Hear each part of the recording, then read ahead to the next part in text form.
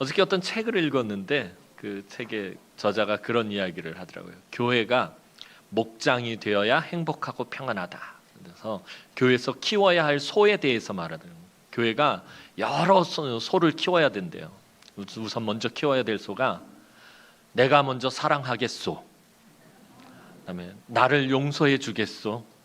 그다음에 내가 졌소. 내가 잘못했소. 그다음에 내가 또 몇 가지가 있더라고요. 내가 뭐 많은데 하여튼 끝에 소만 붙이면 되더라고요. 그래서 보면서 참 마음에 와닿는다 싶어서 우리 교회도 그런 소를 좀 많이 키웠으면 좋겠습니다. 자, 오늘은 교회론에 대해서 몇 가지 간단한 부분들 사도 바울의 말씀을 통해서 우리가 함께 나누면서 우리가 행복한 교회에 대한 이야기들 참 많이 하잖아요. 그래서 교회가 행복하기 위해서 어떻게 해야 되는가, 또 교회가 평안하기 위해서 어떻게 해야 되는가, 이런 부분들을 사도 바울의 말씀을 통해서 우리가 함께 나누고 또 고민하고 결단하는 시간 되었으면 좋겠습니다. 자, 바울이 데살로니가에 복음을 전하자 많은 사람들이 이 예수의 복음을 받아들이고 예수를 믿게 되었습니다. 그런데 사실 데살로니가라는 지역은 복음을 전하기가 그리 쉬운 곳이 아니었습니다. 데살로니가는 철저하게 로마 황제에 대한 충성심이 넘쳐나는 그런 황제의 숭배 사상을 가진 도시였기 때문입니다. 오래전에 줄리어스 시저라는 로마의 권력자가 있었습니다. 웬만한 전쟁은 다 승리를 거두고 온갖 능력이 탁월하고 정말 로마 역사상 가장 뛰어난 온 전 세계를 통틀어서 지도자로 치자면 탑3에 들어갈 정도의 최고의 능력이었던 줄리어스 시저라는 사람이 있어요. 이 줄리어스 시저가 그만 브루투스와 원로원에 의해 암살을 당하는 사건이 이 로마에 일어났습니다. 그러자 이 시저의 양아들인 옥타비아누스라는 사람과 또 시저를 죽인 브루투스 사이에 내전이 일어나게 됩니다. 그런데 이때 로마의 식민지였던 데살로니가는 이 옥타비아누스를 적극적으로 지원하고 지지하였어요.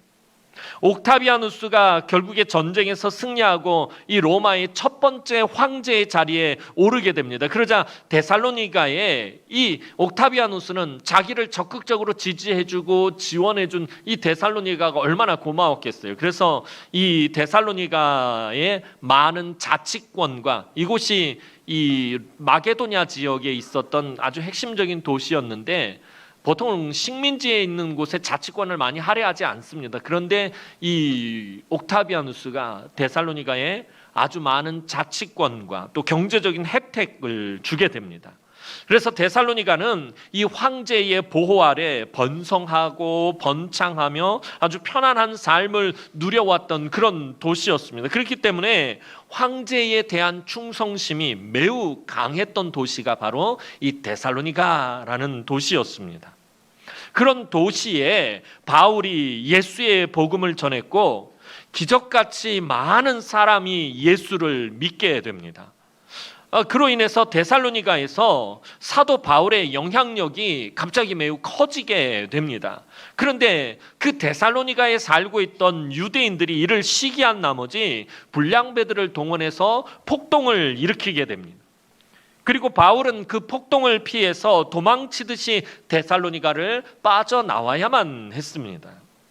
데살로니가에서의 바울의 사역은 대략 한 3개월 정도밖에 되지 못했습니다. 예전에 데살로니가 전서를 가지고 말씀을 강의할 때 그런 말씀을 드렸던 적이 있어요. 사도 바울이 3개월밖에 이 복음을 전하고 사역을 하지 못한 곳이 바로 이 데살로니가예요. 그래서 데살로니가는 사도 바울에게 있어서 매우 아픈 손가락과 같은 그런 도시였습니다. 이 사도 바울이 가서 복음을 전하고 사역했던 여러 도시들 가운데 가장 짧게 사역을 했던 곳이기 때문입니다. 그래서 항상 사도 바울에게 이 데살로니가 교회는 마치 엄마의 젖을 충분히 먹이지 못한 아기처럼 사도 바울에게는 너무나도 아픈 손가락과 같은 교회가 바로 데살로니가 교회였습니다. 바울이 데살로니가 폭동이 일어나서 이제 그곳을 도망 나오듯이 이제 빠져나와서 데살로니가를 떠나서 가게 된 곳이 아덴이라는 곳으로 갑니다. 지금으로 치자면 아테네, 이 지역으로 가서 복음을 전합니다. 하지만 그곳에서는 몇몇 사람들, 한 서너 사람들만 예수를 믿게 된 것을 제외하고는 그렇게 큰 성과를 거두지 못합니다. 사도 바울조차도 열매를 맺지 못했던 곳이 바로 이 아덴이라는 도시였습니다. 그 능력 많은 사도 바울조차도 그렇게 큰 성과를 거두지 못했습니다. 그래서 사도 바울이 아주 크게 낙심하게 됩니다. 그래서 아덴을 떠나서 고린도라는 지역으로 옮겨가서 그곳에서 복음을 전하며 고린도 사역을 하게 되었습니다. 그런데 그때에 이제 그 데살로니가에 남겨져 있었던 디모데가 이 사도 바울이 있는 고린도로 오게 됩니다. 그래서 디모데를 통해서 이 데살로니가 교회에 대한 소식을 듣게 됩니다. 한 3개월밖에 사역을 못했고 도망치듯이 빠져나왔고 늘 마음 가운데 데살로니가 교회가 어떻게 됐을까 걱정하면서, 근데 아덴에서 그렇게 큰 성과를 거두지 못하고, 솔직히 말하면 아덴에서의 사역은 실패했다고 해도 과언이 아닙니다. 그렇게 낙심해서 고린도에 와서 사역을 하고 있을 때 디모데가 와서 이제 데살로니가 교회에 대한 소식을 전해주게 됩니다. 이 데살로니가 지역엔 여전히 핍박이 있었지만 이 교회가 세워지고 무럭무럭 성장하고 있다라는 소식을 이 사도 바울이 듣게 됩니다. 이 소식을 듣고 나서 데살로니가 교회에 권면의 편지를 쓴 것이 바로 데살로니가 전서 말씀입니다. 마치 어미가 젖을 미처 다 먹이지 못하고 떠난 후 못 따준 정으로 안타깝고 아쉬운 마음으로 그 아기를 향해서 편지를 쓰듯이 기록한 서신서가 바로 이 데살로니가 전서입니다. 그러한 바울의 애틋한 마음으로 묵상해야 이 데살로니가 전서의 말씀을 제대로 묵상할 수 있어요. 사도 바울이 어떤 마음으로 편지를 썼는지, 마치 젖을 다 먹이지 못하고 그리고 정을 다 주지 못한 채 아기를 떠나보내야 했고, 그래서 그 아기를 향한 그 어미의 마음으로 쓴 편지가 데살로니가 전서입니다. 그러니 그런 어미의 마음, 애틋한 어미의 마음을 가지고 이 데살로니가 전서를 묵상해야 비로소 데살로니가 전서의 말씀들을 제대로 묵상할 수 있다라는 것입니다. 자, 이처럼 디모데를 통해 데살로니가 교회 소식을 들은 바울은 너무나도 기쁘고 감사했습니다. 무엇보다도 데살로니가 교회 성도들이 이 사도 바울에 대해 원망하거나 좋지 않은 감정이 없다라는 것을 알게 되었습니다. 그럼 생각해 보시기 바랍니다. 어느 날 갑자기 사도 바울이 데살로니가로 찾아와서 예수의 복음을 전했고요, 많은 사람들이 그 복음을 받아들이고 예수를 믿게 되었습니다. 그런데 예수를 믿음으로 인해서 무슨 문제가 생깁니까? 핍박이 일어나게 됩니다. 예수를 믿었는데 삶이 잘 되거나 형통한 것이 아니라 삶의 여러 가지 어려움들, 특별히 핍박이 찾아오게 됩니다. 이 핍박을 받게 되고, 그리고 사도 바울만 쏙 빠져나갑니다. 이 폭동이 일어남으로 인해서 사도 바울이 도망치듯이 데살로니가에서 빠져나갔습니다. 그러니 원망을 하고 불평을 할 법도 한데 데살로니가 교회 성도들은 바울을 향해 원망하지 않았다는 거예요. 비겁하게 자기 혼자 살겠다고 빠져나가냐? 그런 사람이 무슨 사도야? 하면서 이렇게 원망하거나 불평하거나 사도 바울에 대해서 악한 감정을 갖지 않았다는 거예요.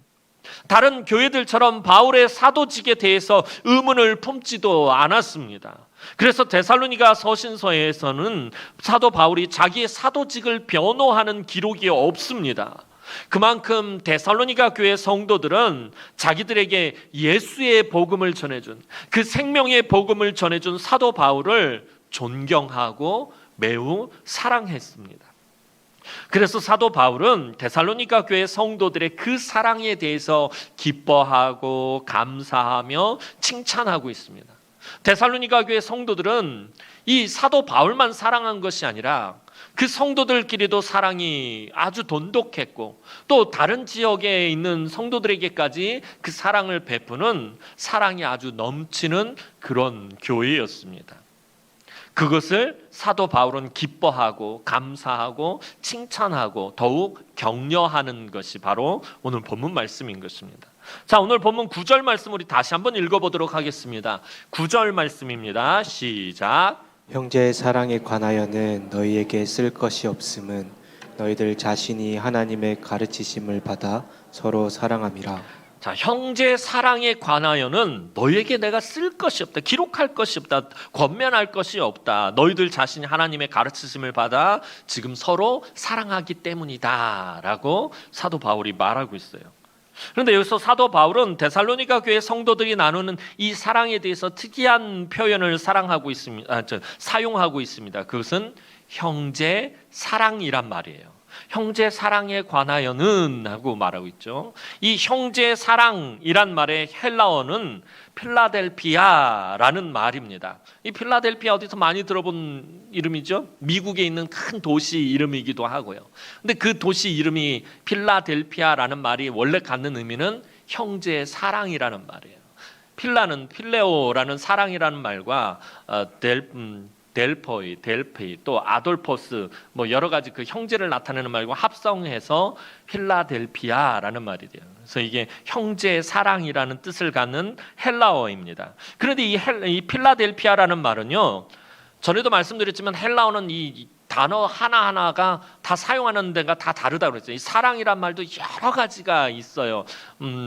필레오, 에로스, 또 아가페, 또 뭐가 있을까요? 에피투미아, 또 여러 스톨게 여러 가지가 있는데 이런 단어들이 다 각기 사용되어지는 게 달라요. 근데 이 필라델피아라는 말은 주로 언제 사용되는 말이냐면 같은 태에서, 같은 엄마 태에서 나온 형제들, 그러니까 피를 나눈 형제들의 그 뜨거운 사랑, 가족 애를 나타낼 때 사용하는 말이 필라델피아라는 말이에요.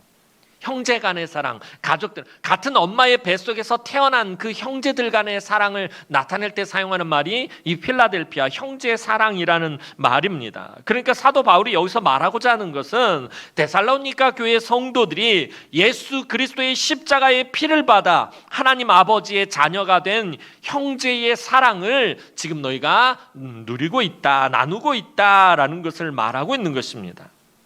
자, 하나님 아버지 아래서 성도들이 한 형제처럼 함께 사랑하는 것은 너무나도 당연한 것이기에 이런 것을 편지에 쓴다라는 것은 사실 불필요한 일이지만 데살로니가 교회 성도들을 격려하고 칭찬하기 위해 사도 바울은 언급하고 있는 것입니다.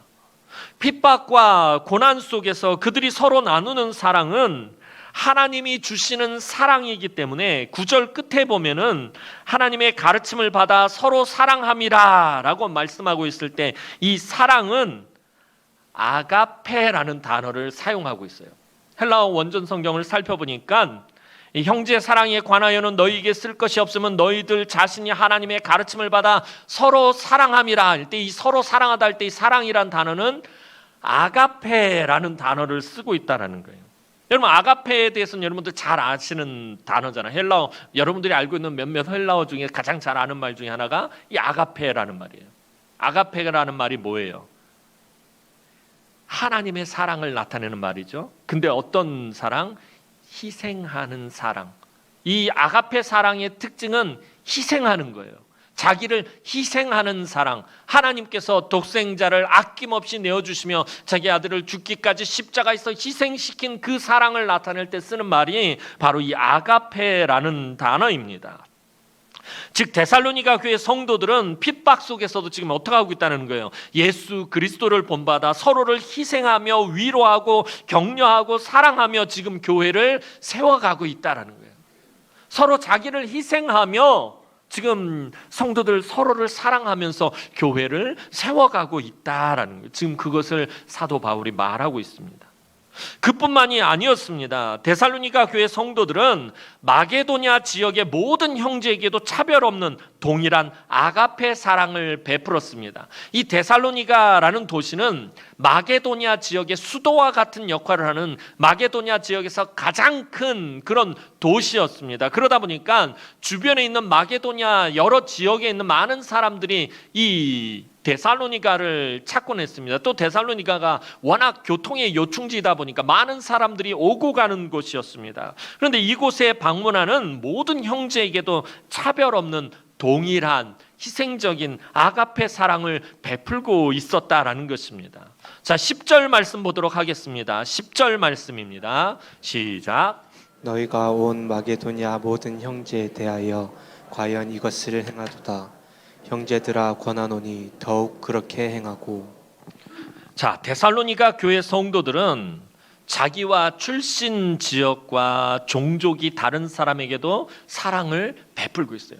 그러니까 자기 지역 데살로니가에 살고 있는 사람, 그 데살로니가 안에서도 데살로니가 교회 그 성도들 안에서도 자기랑 친한 사람만 그렇게 사랑한 것이 아니라 출신 지역이 다르더라도 또 종족이 다르더라도 헬라인이 아니더라도 유대인이나 로마인이나 그 외에 여러 지역 사람일지라도 그들에게 사랑을 베풀었다는 거예요.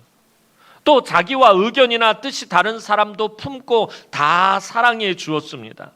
데살로니가는 아까도 말씀드렸던 것처럼 당시에 로마로 가는 고속도로와 같은 길이 나 있었습니다. 그래서 교통의 요충지에 자리 잡은 도시였기 때문에 그곳을 오가는 다른 지역 형제들이 매우 많았습니다. 그런데 그들 모두를 자기 가족처럼 아가페의 사랑으로 정성껏 섬겨주어서 그 소식이 지금 사도 바울에게까지 들어가게 된 것입니다.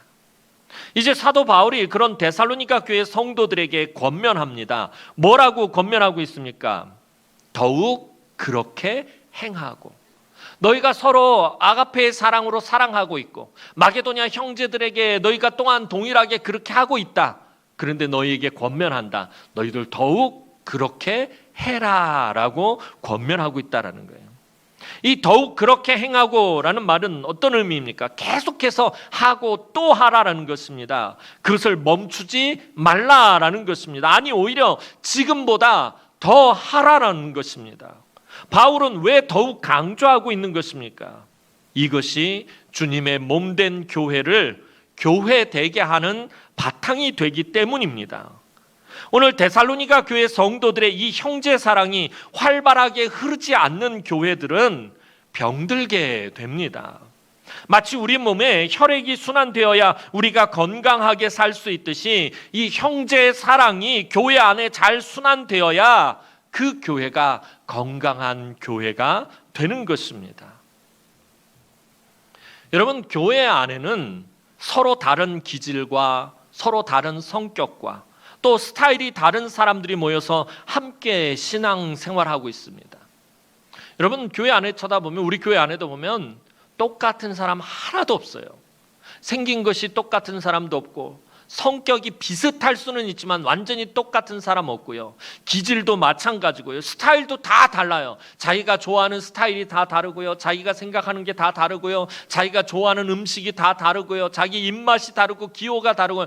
뭐든지 다 달라요. 이 안에서요. 비슷할 수는 있지만 똑같은 사람은 없습니다. 그렇게 서로 다른 사람들이 모여서 함께 신앙생활하기 때문에 교회 안에서요 여러 가지 충돌이 있을 수 있고 갈등이 있을 수 있고 다툴 수 있고요 화가 날 수 있고요 상처를 주거나 상처를 받을 수 있습니다. 여러분 배 아파서 난 자녀들도 보면 성격이 다 달라요.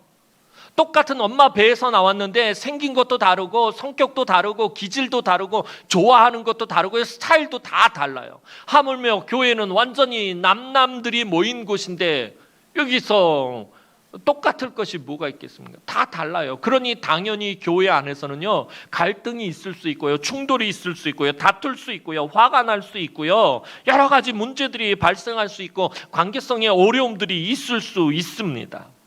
하지만 이것이 우리의 신앙생활에 방해가 되는 것이 아니라 우리로 하여금 넘어뜨리게 하는 것이 아니라 우리가 예수 그리스도의 사랑 안에서 더욱 성장하고 성숙해지는 기회가 되어야 한다라는 것입니다. 그것이 교회가 세상과 다른 것입니다. 세상은요, 갈등하고 다투고 싸우면 그걸로 서로 원수가 되고 끝납니다. 하지만 교회는 다르다라는 것입니다. 서로 다툴 수 있고요, 싸울 수 있고요, 화날 수 있고요, 충돌할 수 있어요, 상처 줄 수 있고요, 상처 받을 수 있어요. 하지만 그것이 우리가 예수 그리스도의 사랑 안에서 더욱 성장하고 성숙해지는 기회가 되어야 한다라는 것입니다.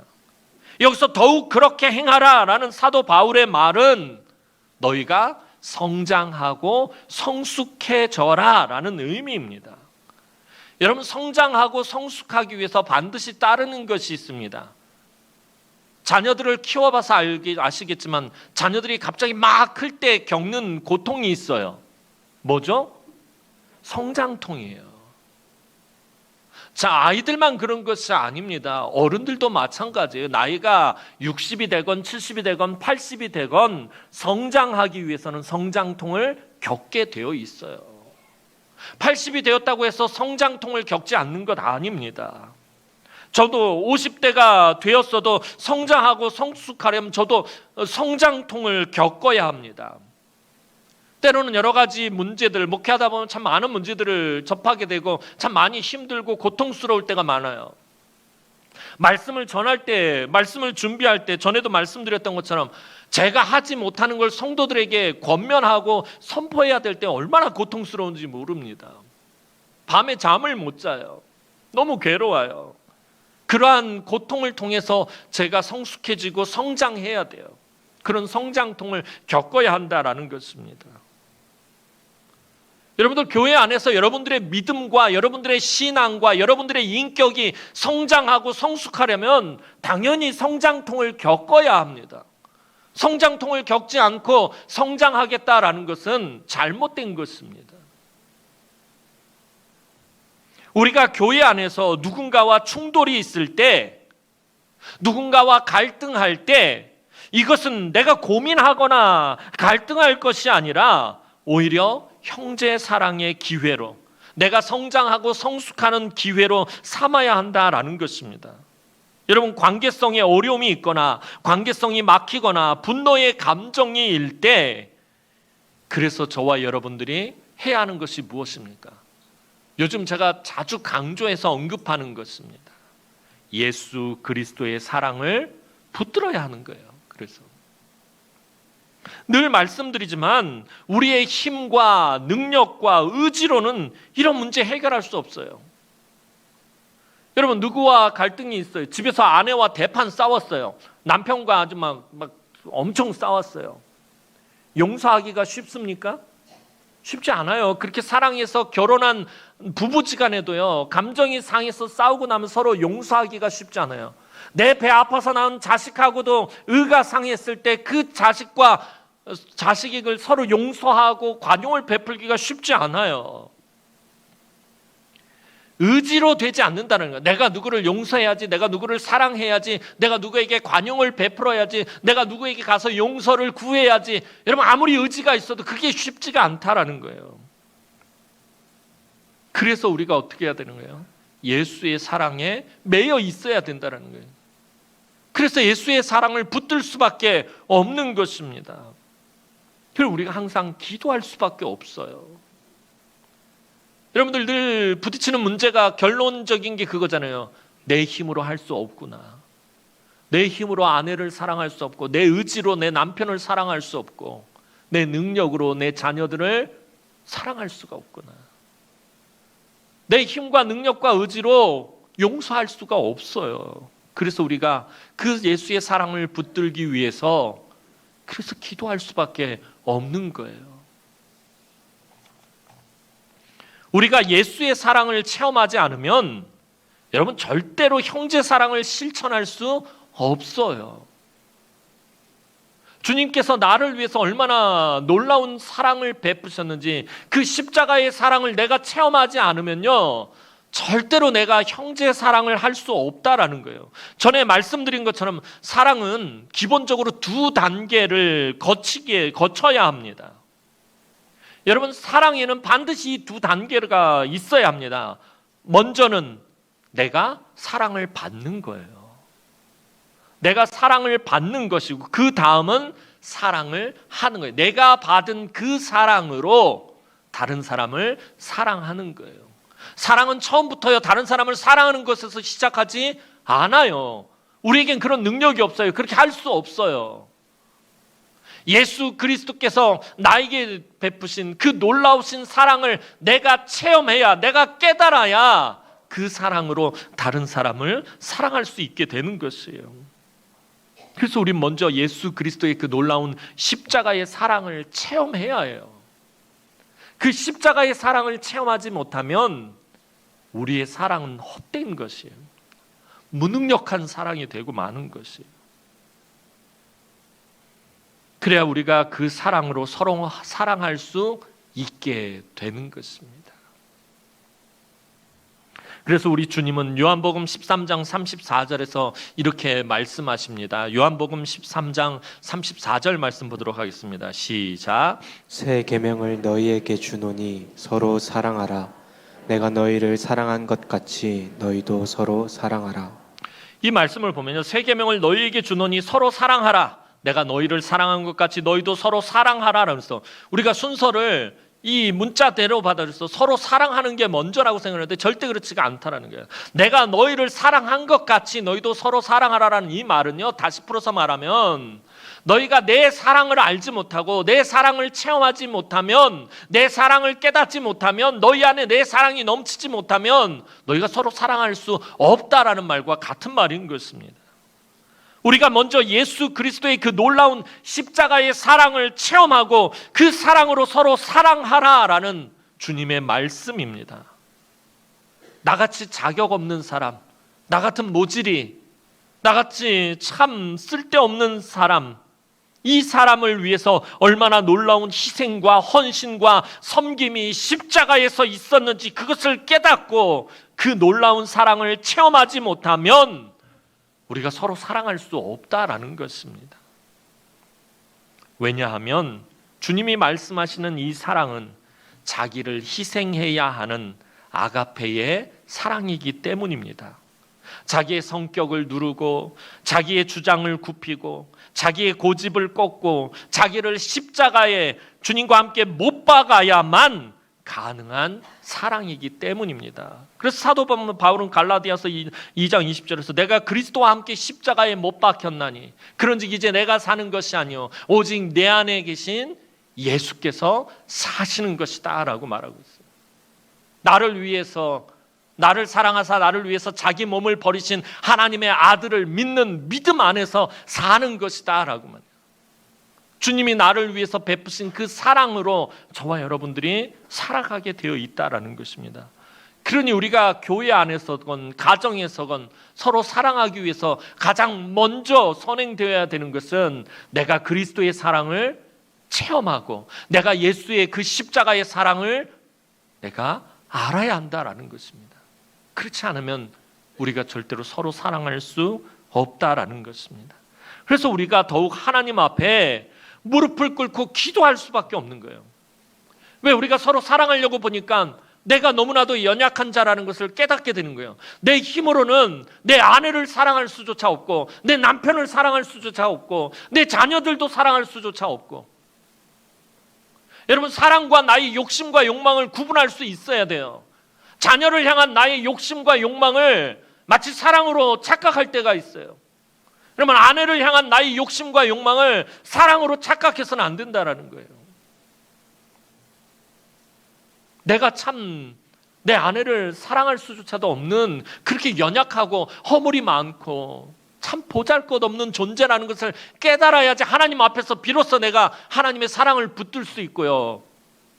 그 은혜를 체험할 수 있게 되는 거예요. 여러분은 그래서 우리가 하나님, 내가 다른 사람을 용서하게 해주십시오. 다른 사람을 사랑하게 해주십시오. 이게 기도가 우선이 되어서는 안 돼요. 물론 그거 당연히 기도해야 될 부분이지만 하나님, 내가 십자가의 그 놀라운 주님의 사랑을 내 몸과 마음과 영혼이 체험하게 해주십시오. 깨닫게 해주십시오. 내 안에 그 그리스도의 사랑이 넘치게 해주십시오. 여러분, 이게 가장 우선되어야 돼요. 우리의 기도에. 우리가 하나님 앞에 무릎 꿇을 수밖에 없는 그렇게 연약한 존재예요. 그래서 주님, 나의 마음을 좀 만져주십시오. 요즘 금요 기도회 때마다 함께 모이는 성도들과 함께 하는 기도, 제일 많이 하는 기도가 그거예요. 저도 마찬가지, 목사인 저도 늘 새벽마다 밤마다 늘 하나님 앞에, 하나님 나의 마음을 좀 만져주십시오, 기도할 수밖에 없어요. 여러분들도 마찬가지, 주님 내 마음을 좀 만져주십시오, 나의 거친 마음을 좀 어루만져 주시고요, 나의 이 격하고 나의 이 성급한 마음을 좀 어루만져 주십시오, 나의 낙심한 마음을 어루만져 주시고요, 나의 상처난 이 마음을 어루만져 주시고요, 그리고 주님의 사랑에 내가 묶이게 해주십시오. 우리가 날마다 그렇게 기도해야 돼요. 왜냐하면요, 여러분, 우리가 주님의 그 사랑과 은혜를 체험하고요, 그 감격과 감동은요 영원토록 지속되나요? 아니에요. 순간이에요. 순간. 한순간이에요. 내가 주님께 그 놀라운 사랑을 받았다는 그 사랑의 감격과 감동은요 순간, 우린 너무나도 연약한 존재이기 때문에 그게 오래가지 않아요. 순간에 멈춰버려요. 잊어버려요. 무뎌져 버려요. 그래서 매일같이 늘 그 사랑에 붙잡히도록 기도할 수밖에 없다라는 거예요. 내가 그 십자가의 사랑, 내 그 사랑의 감격과 감동, 거기에 매이게 해주십시오라고 우리가 기도할 수밖에 없다라는 거예요. 그리고 이렇게 기도할 때 우리 주님이 그 십자가의 손길로 어루만져 주시며 그 사랑으로 위로해 주십니다. 그 사랑을 내가 느끼고 깨달을 때 비로소 다른 사람을 사랑할 수 있고 용서할 수 있고 또는 용서를 구할 수 있게 되는 것입니다.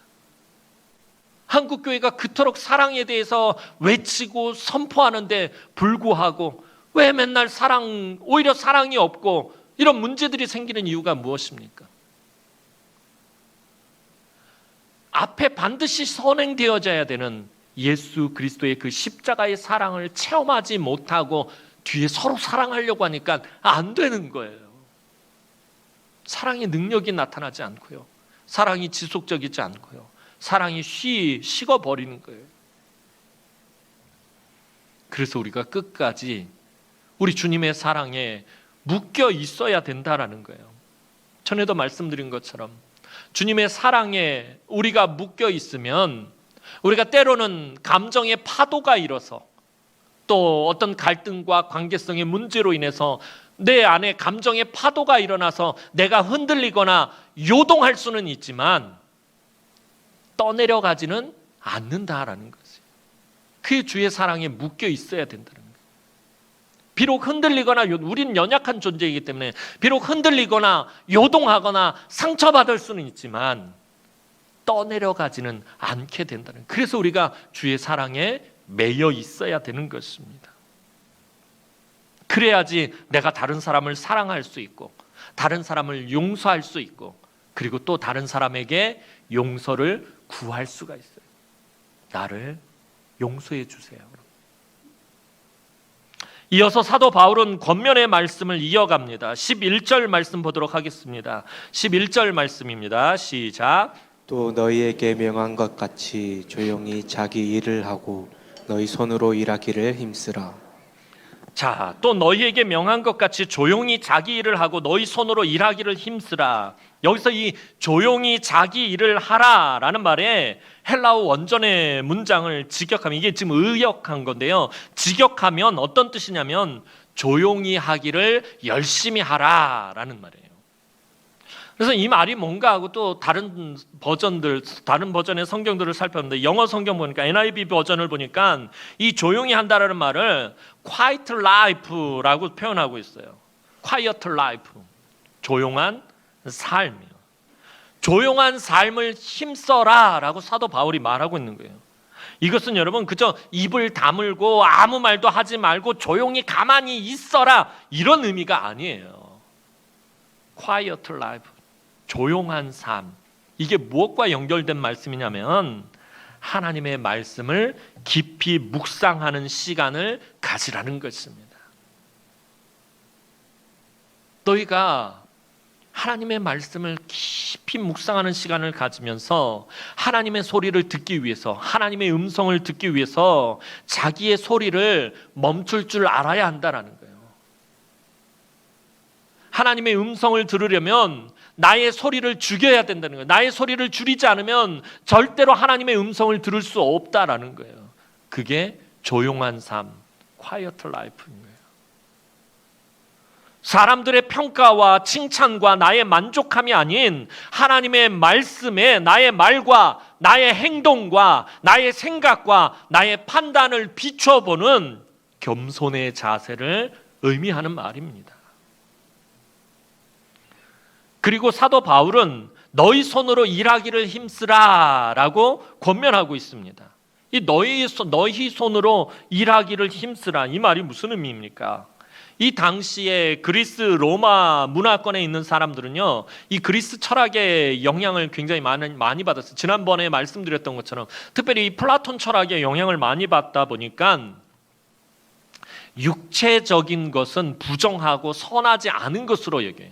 정신적인 것, 어떤 사상, 철학, 논리, 이런 학문, 이런 것들은 되게 정결하고 경건하고 선하고 좋은 것으로 이렇게 여기지만 육체적인 것, 물리적인 것은 부정하고 선하지 않은 것으로 여겼습니다. 그래서 육체 노동을 경시하는 풍조가 이 로마 사회 안에 있었습니다. 그래서 모든 육체 노동들은 노예들의 몫이었어요.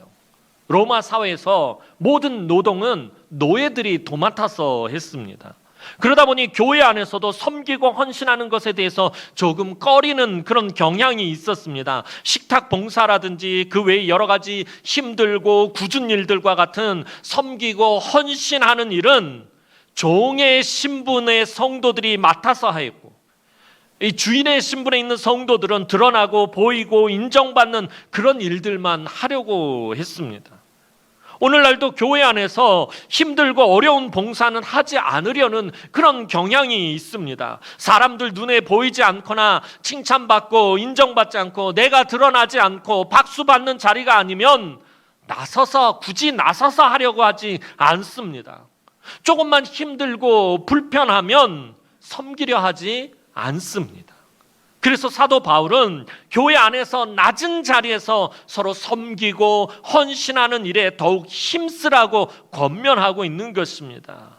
왜냐하면 그것이 우리 주님이 걸으신 십자가의 길이기 때문입니다. 그리고 그 길에 형제 사랑이 있기 때문입니다. 그래서 너희 손으로 일하기를 힘쓰라라고 말하고 있는 거예요. 너희 손으로 일하기를 힘쓰라라는 말은 너희가 낮은 자리에서 서로 섬기고 헌신하기에 더 힘을 쓰라라는 말입니다. 그리고 이렇게 성도들이 낮은 자리에서 말없이 서로 섬기고 헌신해야 하는 것은 이 세상에 거룩한 영향력을 끼치기 위해서다라고 사도 바울은 말씀합니다. 결론적으로 12절 말씀 보도록 하겠습니다. 12절 말씀입니다. 시작. 이는 외인에 대하여 단정히 행하고 또한 아무 궁핍함이 없게 하려 합니다. 자, 이는 외인에 대하여 단정히 행하고 또한 아무 궁핍함이 없게 하려 함이라. 자, 여기서 이 외인이라는 말은 교회 밖의 사람들, 즉 불신자를 의미하는 말입니다. 외인에 대하여 단정히 행하라, 불신자들에게 단정히 행하라라는 이 말은 다시 이것을 의역을 하면 무슨 말이냐면 예수 믿지 않는 사람들이 우리를 존경하게 하라라는 그런 의미입니다.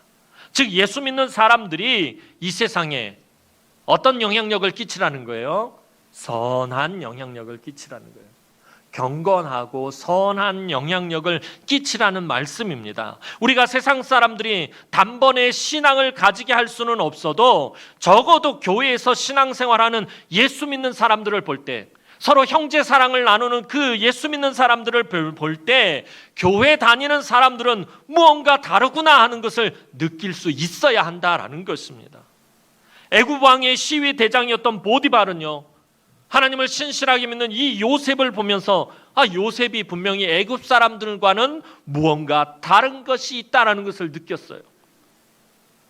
바벨론의 그 강대한 제국의 왕이었던 느부갓네살 왕도 이 다니엘을 보면서 바벨론 사람들과는 무언가 다르다라는 것을 느꼈다라는 것입니다. 이 요셉과 다니엘이 선한 영향력을 미치고 있었다라는 것입니다. 그들의 삶을 보고 하나님이 함께 하신다라는 것을 인정하게 되었다라는 것입니다. 오늘 저와 여러분들도 마찬가지입니다. 왜 요즘 한국 교회가 그토록 욕을 먹고 손가락질을 받고 동네에서 5대 혐오 시설 안에 들어가는 것입니까? 동네 안에 교회가 들어선다거나 교회를 건축한다 그러면 주민들이 막 피켓을 들고 반대하고 난리가 납니다. 서명 청원 다 받고요.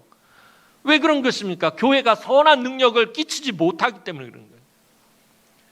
교회는 뭔가 다르구나라는 것을 전혀 느끼지 못하게 하고 있기 때문이다라는 거예요. 오늘 사도 바울은 우리에게 그것을 요청하고 있어요. 또한 아무 궁핍함이 없게 하라라는 이 말씀을 또 의역을 하면 이게 무슨 의미냐면 다른 사람에게 짐이 되지 않게 하라라는 말입니다. 오늘날 우리가 흔히 하는 말로는 다른 사람에게 민폐가 되지 말라라는 것입니다. 성도들이 세상에서 민폐가 되지 않아야 되고 교회가 지역사회에 민폐가 되지 말아야 된다는 거예요. 예수 믿는다고 말하는 많은 사람들이 교회 안에서나 교회 밖에서나 얼마나 민폐를 끼치고 있습니까? 그로 인해서 우리 하나님이 온갖 욕을 지금 다 듣고 계십니다. 여러분, 오늘 저와 여러분들 우리가 잘못을 하면요 우리만 욕을 먹는 것이 아니라 하나님이 더 많은 욕을 먹게 되어 있어요. 여러분, 우리가 온전히 바르게 살지 못함으로 선한 영향력을 끼치지 못함으로 인해서 하나님이 욕을 먹고 교회가 손가락질을 받는 것, 이게 바로 하나님의 이름을 망령되이 일컫게 만드는 것입니다. 우리 교역자들이 교회 차량을 운행할 때 제가 신신당부하는 게 있어요. 우리 목사님들이나 전도사님들이 교회 차량을 운행할 때 제가 꼭 당부하는 게 있어요. 과속하지 말고 신호 반드시 지키고 그리고 웬만하면 다 양보해 줘라는 거예요. 아무리 기가 이렇게 지금 신호받아 차가 밀려서 누구 들어오려고 그러면 양보해 주라고 그래요. 왜 그래야 할까요? 우리 교회 차에는 뭐가 붙어 있죠? 남은 교회라는 딱지가 붙어 있어요. 이게 단순히 남은 교회라는 딱지가 붙은 게 아니라 예수 그리스도라는 이름이 붙은 거나 마찬가지인 거예요. 예전에 저도 운전하고 가는데 와, 운전 참 속된 말로 더럽게 하더라고요. 와, 진짜 네모 세모 동그라미 XYZ가 막 튀어나올 판이에요. 그런데 딱 봤는데 뭐가 붙어 있어요? 아무개 교회에 딱 붙어 있는 거예요. 아, 지나가는 사람들은 다 빵빵 대고 손가락질 욕하고. 여러분, 이게 선한 능력일까요? 아니에요. 여러분들 차에 그 물고기 스티커 붙은 차들 있죠. 여러분들 그거나 혹은 하여튼 교회와 관련된 그런 것들이 차를 붙어 있으면은 여러분 운전 조심해서 하셔야 되고요. 여러분 운전 험하게 할 것 같으면 그거 떼셔야 돼요. 떼고 험하게 하라는 말이 아니라 여러분들 신호 잘 지키시고요. 양보하시고요. 여러분, 정말 교회가 너무 이 세상을 향해서 요만큼도 선한 능력을 행하지 못하고 있는 거예요. 우리 잘못은 우리가 했는데 욕은 하나님이 다 들어요. 사랑하는 성도 여러분, 오늘 사도 바울은 진실한 형제 사랑, 말씀 묵상하기, 낮은 자리에서 섬기고 헌신하기, 다른 사람에게 민폐 끼치지 않기, 세상에 선한 영향력을 끼치기에 대해서 우리에게 권면하고 있습니다. 사실 하나하나 잘 따져보면요, 오늘 본문 말씀 집에 가서 다시 한번 묵상해 보시기 바랍니다. 잘 따져보면요, 사실 그렇게 지키기 어려운 것은 아니에요. 하나님이 우리에게 주신 말씀들, 권면들, 특히 사도 바울이 우리에게 주는 권면들이요, 잘 따져보면 그렇게 지키기 어려운 것들 아닙니다. 그런데 우리가 제대로 실천하지 못해요. 왜 제대로 실천하지 못할까요? 목사님 저도 마찬가지고요. 늘 여러분들에게 이렇게 하나님의 말씀을 선포하지만 저도 참 잘 실천하지 못해요. 왜 그런 거냐면, 왜냐하면 우리 자신의 모습을 잘 모르기 때문이에요. 내 자신의 모습을 잘 모르기 때문이에요. 나 잘하고 있다라고 착각하고 있는 거예요. 나 열심히 하고 있다라고 내가 그렇게 생각하고 있는 거예요. 그냥 열심히만 하면 된다라고 생각해요. 열심히 하는 것도 중요하고요, 자기 의견을 내는 것도 중요합니다. 하지만 무엇보다도 우리 안에 내면의 세계를 여러분 솔직하게 정직하게 들여다볼 수 있어야 돼요. 내가 지금 어떤 마음으로 이 일을 하고 있는지, 내가 지금 어떤 마음으로 이 말을 하고 있는지 여러분 내 내면을 정직하게 들여다볼 수 있어야 돼요. 다른 사람은 몰라요. 저도 여러분들의 마음속을 몰라요. 한 길, 10길 물속은 알아도 한 길 사람 속은 모른다고 그러죠. 사람의 마음을 누가 알아요? 근데 하나님은 분명히 알고 계신다는 거예요. 사람은 외모를 보거니와 나 여호와는 사람의 중심을 보느니라라고 분명히 말씀하고 계셔요. 그래서 여러분 우리가 항상 말씀을 통해서 내 자신의 내면 세계를 정말 잘 들여다볼 수 있어야 돼요. 내가 얼마나 그리스도의 사랑을 체험하고 있는지, 내가 그 사랑에 매여 있는지, 그리고 내 마음을 주님이 어루만지시도록 내어드렸는지 여러분 늘 잘 살펴보셔야 해요. 사랑하는 성도 여러분, 우리가 조용히 주님의 임재 앞으로 겸손히 나아와서 더 많이 기도하고 더 많이 낮아지고 더 많이 사랑하고 더 많이 용서하고 더 많이 관용을 베풀어서 우리가 예수 그리스도의 사랑 안에서 치유되어지고 회복되는 그런 교회가 되었으면 좋겠습니다. 여러분 우리가 싸우지 않고 다투지 않고 갈등하지 않을 수 없어요. 아까 말씀드렸던 것처럼 서로 다 다른 사람들이 이곳에 모여 있는 곳이기 때문에 니캉내캉할 수 있고 서로 멱살 잡고 싸울 수 있고요. 서로 마음 상하게 할 수 있어요. 사람 사는 곳이니까 서로 다른 사람이 모여 사는 곳이니까 당연한 것이에요. 사랑하는 가족들끼리도 치고받고 싸우는데 서로 다른 사람들이 모여 있는 교회 안에서 그런 문제가 없어요. 그런 문제가 없는 교회가 더 이상한 거예요. 그거는 문제가 있어요. 그러나 아까도 말씀드렸던 것처럼 그 문제를 내 성숙과 성장의 기회로 삼아야 된다라는 거예요. 그래서 우리가 오히려 그러한 문제들을 통해서 그런 갈등과 그런 여러 가지 문제들을 통해서 오히려 그리스도의 사랑을 깨닫게 되고 내가 참 부족하다라는 것을 더 깨닫게 되고 그래서 예수의 사랑을 붙잡을 수밖에 없다라는 것을 여러분 깨닫게 되고 그래서 우리가 예수 그리스도 그 사랑 안에서 오히려 치유되어지고 회복되어졌으면 정말 좋겠습니다. 앞으로도 우리 삶에는 우리 교회 안에는 여러 가지 갈등과 힘들고 어려운 관계성의 문제가 계속해서 찾아올 것입니다. 그때마다 주님의 임재 앞으로 더 깊이 나아가고 주님의 사랑을 더 깊이 체험하고 성장과 성숙의 기회로 삼아서 예수의 사랑이 바탕이 되는 그런 교회를 건강하게 세워가는 우리 남흥의 모든 성도들이 되기를 주님의 이름으로 축원합니다. 기도드리겠습니다. 사랑과 은혜가 많으신 아버지 하나님, 은혜와 사랑을 진심으로 감사를 드립니다. 오늘 데살로니가 교회처럼 하나님 우리 교회가 형제 사랑에 더욱더 힘쓰는 교회가 되어지게 하여 주옵소서.